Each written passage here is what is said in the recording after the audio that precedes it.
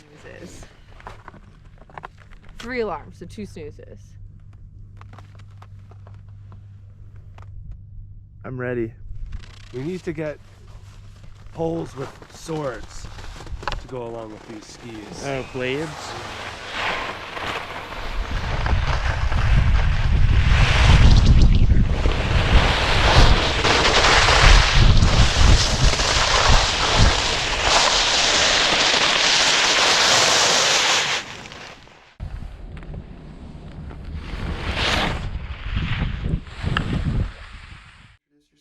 Okay. Sound good? Sounds great. Okay. Hi skiers, I'm Jeff from skiessentials.com. And I'm Alli. I'm Bob. How's it going? The 3 of us, this is kind of exciting. This is the first time we've This is had fun. 3 people in a review. Things could get out of hand. But the 3 of us are here to talk about the line blade, and men's and women's this time, which is the first time we've had 3 people. A couple days ago, we released the video kind of introducing the ski. We had that interview with Line's design engineer, Peter. So if you haven't seen that, go back and watch that before you watch this, because we're just going to skip right over construction and shape and all that stuff. To summarize, it's wild. Yeah. It's got, the men's ski is what, a 154 millimeter tip Mm-hmm. and a 95 millimeter waist width. Super aggressive taper angle from tip to tail, so the tail is much narrower than the tip. But this thing's pretty wild. Yeah. I actually saw a video, not ours, but another video pop up on YouTube, and the title was like, introducing the wildest ski I've ever seen. Yeah. And I think that's like kind of a good way to think about this ski. I don't know if it's necessarily the wildest thing I've ever seen, because I kind of like to go back and think about skis like the Salomon BBR, the Icelandic Shaman. Yeah. You know, I think there have been skis that kind of try and do this, but I think Line is doing it a little bit differently. So Line Blade, brand new for 2021. What I think is really cool, and something that we mentioned in that last video, is that the dimensions are adjusted for men's and women's. So the women's ski is a little bit narrower than the men's throughout the whole thing, and the idea is to basically get the same turn shape across the men's and women's skis. So these 2 have been testing these skis quite a bit. I dragged them out onto the mountain the other day for a little film shoot. Bob, I know you've had quite a few days on them. Yeah. So why don't you start us off? What do you think just about general carving performance? Because that's kind of, it's hard to ignore that side of the ski. Right. You see that side cut, and your initial impression is this thing's going to hook up and turn. Yeah. And it does. But like you were saying with that shape, I think in the BBR came to my mind too. Also, like Dina Star's old pintail technology, where the tip is wider than the tail, and it gives you a good direction to go. And that's helpful with such an extreme side cut like this, because you're not locked into the turn. You can release the tail. It's not like a slalom ski or one of these aggressive high performance carving skis where you're locked in. And so, not to get techie with the construction, but that softer tail does allow you to release that turn. Yeah. So, yeah, I mean, there is a little bit of a learning curve because it is such a unique ski. So, half a run here at Stowe, about 1,000 vertical feet before you can you just have to learn to trust it. And it does, when you tip that thing on edge, it's, the more you want to hold it, the more it'll go. Yeah. But just a very unique experience, and I like the weird ski stuff. I like skiing on my straight skis, and I like skiing on stiffer skis and softer skis and twin tips, even though I don't go in the park. So big fan of kind of the uniqueness of this. Now, something that we talked about kind of when we were out there skiing, the 3 of us, and something that I saw in your skiing that we talked about, this thing looks like it performs really, really, really well on flatter terrain. Yeah. Like, you don't need a ton of pitch because it's a shorter radius, and you can get really nice carving turns. Alli, I feel like you were loading up the ski on flat trails, really well. And I generally do that anyways when I'm on flatter terrain. I like to test out my edges and test out my abilities a little bit more than I would on steeper terrain. Yeah. But it was just so easy to get on edge that you could really carve that turn more than I've ever been able to do on any other ski. As he said, the soft tails you release out of it. I'm not afraid of it just taking me. It definitely had a learning curve a little bit. I've never skied something like this. It was a little intimidating when you look at it, but getting on it is not intimidating at all. If you like making a lot of turns and carving, this is just a wonderful surprise. Yeah. So Bob talks about this quite a bit. Bob wrote the review article to go along with this, and basically they're not sheets of metal, but if we refer to them as sheets of metal, there's two different sheets. Right. So you get kind of like a hinge point almost right underfoot, and I feel like that combined with the short turn radius, it was a big reason why they looked like so much fun on flatter terrain. Mm-hmm. Right. Like you were able to make really dynamic turns without like the need for gravity, so to speak. You're not like pushing against the snow a ton, and the ski is still loading up and making really nice round turns. You're generating your own gravity. Just it doesn't have the pitch doesn't have to do it. The shape of the ski does it, which is a different experience. Right, you can get that kind of lateral acceleration feeling on really flat terrain, which is really fun. Yeah, I think. Oh, it's a lot of fun. Now, you guys have both been on like dedicated frontside carving skis, and I know we talked about it like when you're on really steep terrain and you want to hold an edge.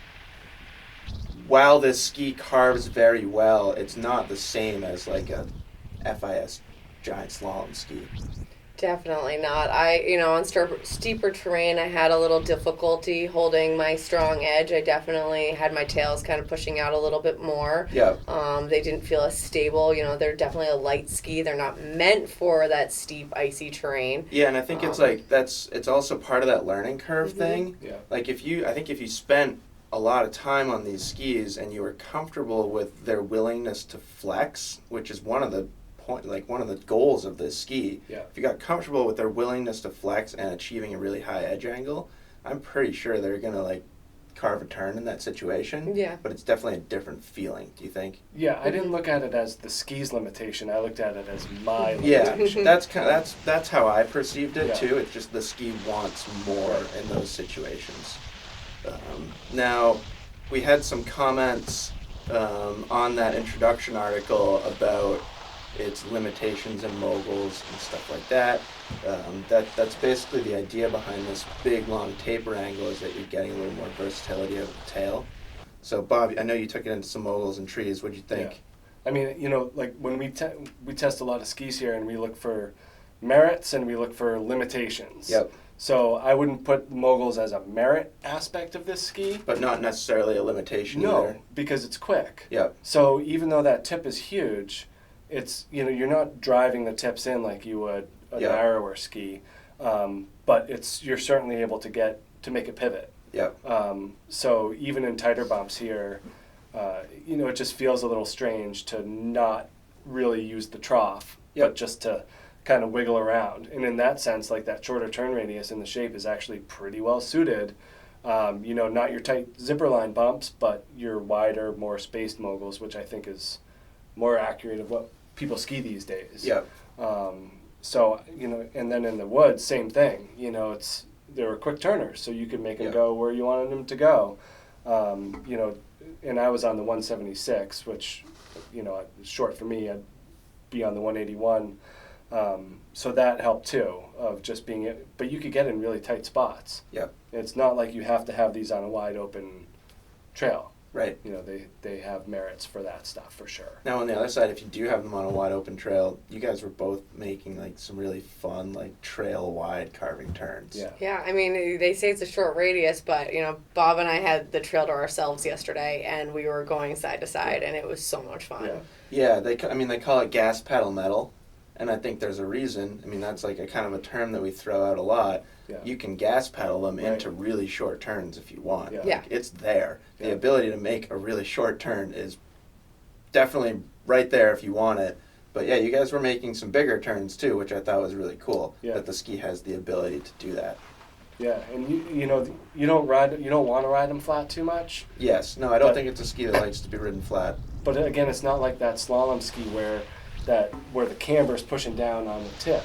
Yep. It's still got a little bit of forgiveness to it. So, you know, you do want to keep it on somewhat of an edge, kind of like riding a flat snowboard is no good. Yeah. You know, you got to kind of just torque it a little bit so it'll track. Sure. But they can go straight and fast. Yeah. For sure. I found that I needed my stance to be a little wider with the ski than some skis that I've tested previously, and that is in order to get it more on edge. Yeah. I had to get down into that athletic stance a little bit more. You need space for your knee to go somewhere so you can get that high edge angle that these skis want. Yeah.